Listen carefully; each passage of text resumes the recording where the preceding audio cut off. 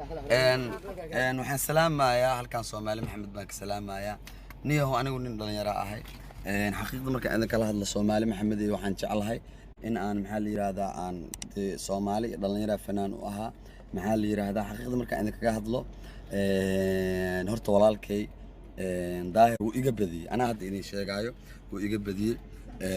YouTube-kiisa maanta gacantiisa ku jira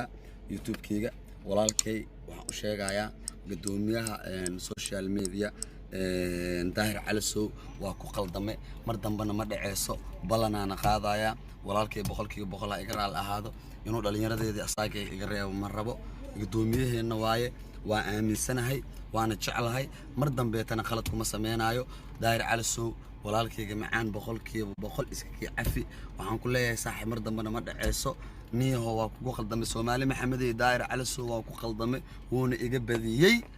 kulanti waana wanaagsan saaxiibada qiimaha badan ee ku xidhan kanaalka xoojinta wararka daawadayaal ugu dambeyn fanaanka Sharma Boy oo runtii soo duubay fiidiyoogii raaligelinta runtiina bulshada Soomaaliyeed dhammaantood ay wada sugayeen runtiina sheegay inuu ka qaldan yahay runtiina uu daahir culusow uu aaminsan yahay aabaha social media haddaba daawadayaal oo daahir culusow oo isagoo hore ugu qasbay inuu fiidiyooga soo duubo runtiina bulshada Soomaaliyeed ugu cadeeyo ayaa hadda isaguna qaatay runtiina sheegay in uu Sharma Boy kanaalkiisa u celin doono kadib marka uu jeelka ka soo baxo haddaba daawadayaal waxa wada ogsoontihiin in shalay arrin naxdin leh runtii ka dhacay duleedka magaalada Garowe runtiina fanaanka Sharma Boy oo gaari waday sidoo kale maslax mideeyay iyo gabadh kale oo ku weeranisay runtii halkaasi gaarigii shil kula galay runtiina gabadhii ay halkaasi ku dhimatay Allah u naxariistay haddaba daawadayaal runtii waxa xabsiga loo taxaabay fanaanka Sharma Boy runtii haddaba raaligelintan uu soo duubay Sharma Boy ayaa waxa uu soo duubay kadib intaanu shilka galin runtiina kadib markii habeen hore uu daahir culusow ay ka wada hadleen arrimaha channelka iyo sidoo kale sida ay isku jiiraan haddaba daawadayaal waxaan idiin soo gudbin doonaa oo kale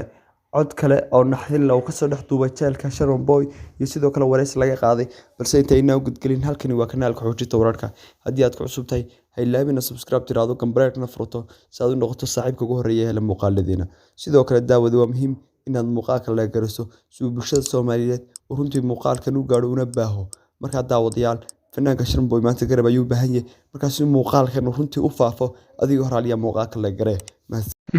marka Sharma Boy hadda xagee jooga Sharma Boy hadda kala waxa weeyaan waxaan aad uga xumahay tiiraanye iyo tacsina ka diraya shilkii ka dhacay duleedka magaalada Garowe kaas oo ay ku dhimatay gabadh Soomaaliyeed iyo sidoo kale xariga loo geystay fanaanka dabcan Sharma Boy in la xiro haddii gaariga asaga uu waday waa asaga gaariga wada ka darawalka ahaa in la xiro qofka gaariga waday oo baaritaan lagu sameeyo waa wax iska caadi ah laakiin waxaan caawa rabaa halkan inaan kala hadlo dabcan madaxweynihiina wadanka uu ka maqan yahay madaxweynihii dowladda Puntland Said Abdullahi Dani meesha waa ka maqan yahay xaggan uu joogaa xiriiro kala duwan baan sameeyay si aan arrinta ugala hadlo inkastoo ilaa berito aan ka shaqeynayo hadda science aan ii suurtagelin waan faahfaahin doonaa sidoo kale waxaan ka hadli doono dhammaantood waxa u badan yihiin waxyaabo aan horey uga digni habeenkii markaan idin lahaa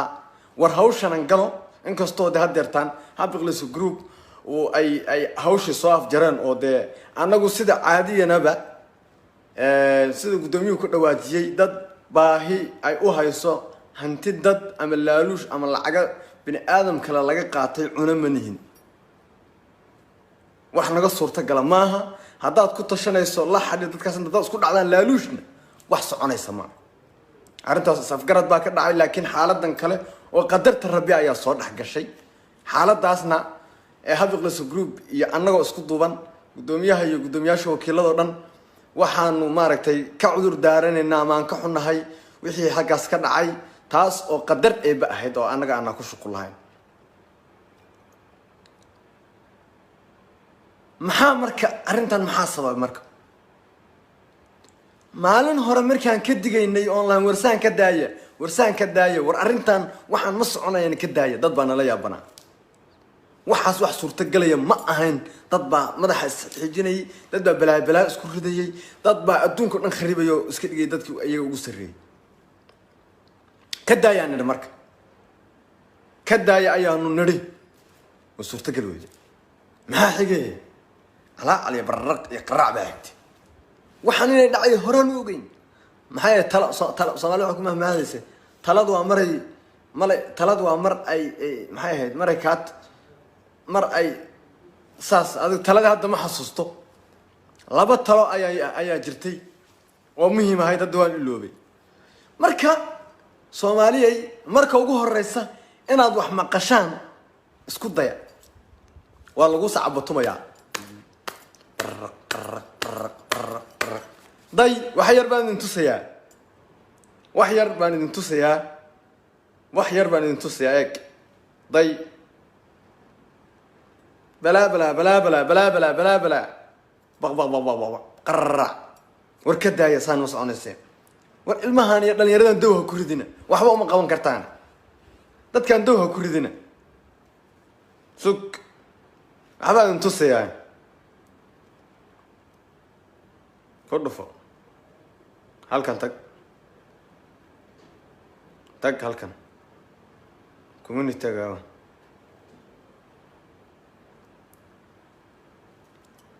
halkaas maxaa uga jeedaan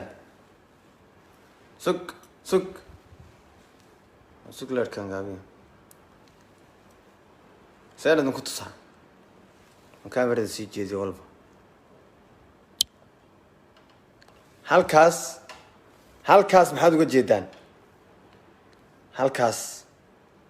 uga jeedaan waa channelkii Sharma Boy maxaa u jeedaan halkaas 10 hour ka hor sawirkaas ayaa la soo dhigay gudoomiyaha biqlayso group ee Muqdisho al-Fanaan al-Ustaad Abdidaan Tolof ku cimaamada maxaa yeelay libaax ma qoslo waana amaanaya wakaas qorshuhu wuxuu ahaa marka inaan caawa live ka soo galo janalka laftirkiisa inaan live ka soo galo caawa qorshuhu laakiin arintaas waa joojinay maadaama inankii ay xaalad kale la soo gudboonaatay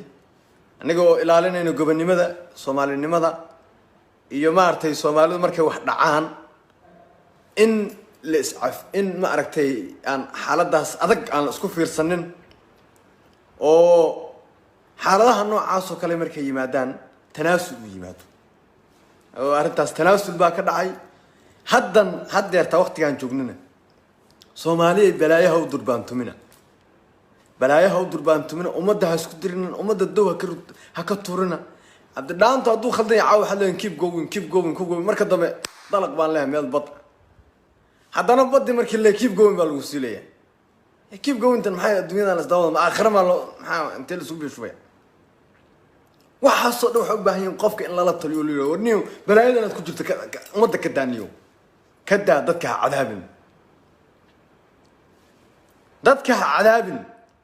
كده وين ما هذا جل لك عن طلواي وين ما كان الذي ني فيسبوك يدي ني وحصل عن علمي واحد لبرتويان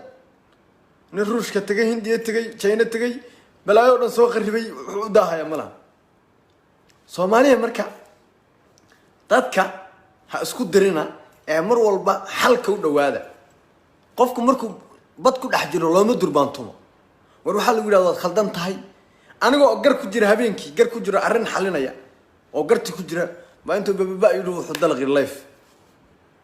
war hadda maxaa khaldan gartaadii hawshaadii baan ku jiray say wax u jiraan marka walaalaha dadka ha isku dirina wax hadda dhibaato ma jirto janalka la soo wareegay oo gacanta ku hayno wax dhibaato lama geyn istaraagada wuxuu dhan waa laga wada qaadaya wixii hanti ugu jirto waa loo xafidaya waana lagu wareejinaya simple laakiin hadda waxa moodaa ilaa hadda inaan balaayo soo durbaantumaysan oo qofkii dhibaato si dhaxgalinaysa taas waa intaas Allah hadin sharfo gobonimada hal la ilaaliyo gobonimada iyo Soomaalinimada hal la ilaaliyo marka koobaad marka labaad waxa weeyaan dadka waa la isjeclisay waa la isku soo durjiyaa ee lagama shaqeeyo qabiil iyo balaayi iyo rafaad qofka bad laguma dhaxrido ummadda waa dadka waa loo tura qofka waa loo nasteexiyaa wanaag baa la faraa wax fiican maskaxdiisa la dajiyaa dhalinyaro baa la dhintay geed ka booday arrin ka boodaa qofku wuu khaldami karaa waxyaabo kale ma iska dardarsan karaa wax weyn ma hala kala xisho dhibaato iyo propaganda iyo rafaad hadii loo tafaxaytana number 1 garanaysa cidna naguma dhaafsan cidna naguma horeysa waxa kale oo idin sheegaya dawlad deegaanka Soomaalida magaalada Jigjiga balaaya ku habsatay nin la Mustafa Agjar oo xiran oo ciil qaba oo codad qaba yimid deegaankii Soomaaliyeed ee kilalka shanaad Oromay noqdeen markii hore Tigray baa gacanta ku hayay Tigray baa maamulaya gumaysan jiray hadda laakiin Orom xuno injir la ayaa gumaystay nin Agjar leeyahay oo ciil qaba oo codad qaba oo xanuunsan oo xiran oo xabatin aan madax ku lahayn ayaa deegaankii qabsaday qabyaalad musuqmaasuq boob